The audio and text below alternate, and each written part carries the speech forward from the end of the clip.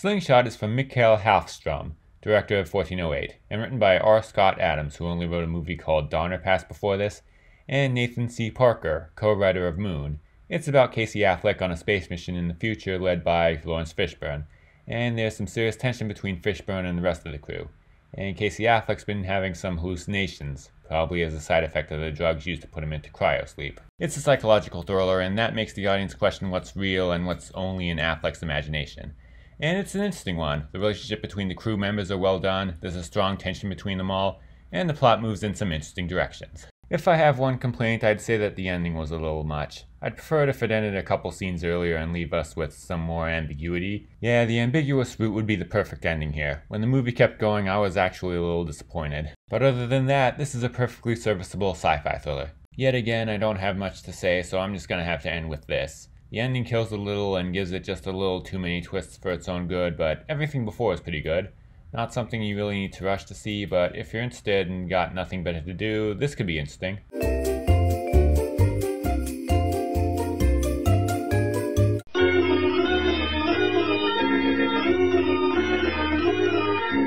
knows my secrets. It knows my fears.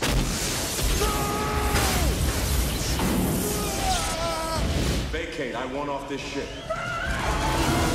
You can't leave. She won't let you. God help us.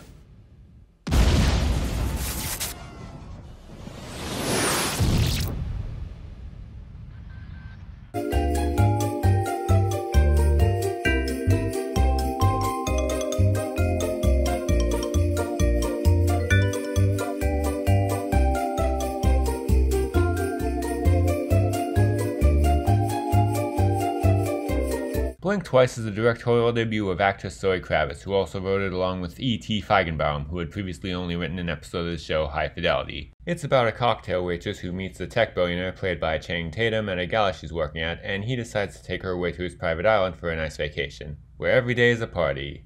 Except weird things start happening and there's a feeling that there's something very sinister going on. This is a Get Out style thriller that has social commentary, particularly about the struggles of women. So basically like Don't Worry Darling without the behind the scenes drama to overshadow anything, and with more acclaim from critics. But it also deals with topics about the rich and powerful and the abuse of said power. Like Get Out, it starts as a slow burn where both the main character and the audience knows something's wrong but doesn't know what. But then near the end, once everything's revealed, it turns into a more violent and cathartic thriller, which I personally thought was the most enjoyable part, but others may disagree. Either way, the whole thing is well done. For the majority of it, you get an intriguing mystery, with a very disturbing answer which may sound a little far-fetched at first but becomes slightly less so when you remember certain recent headlines.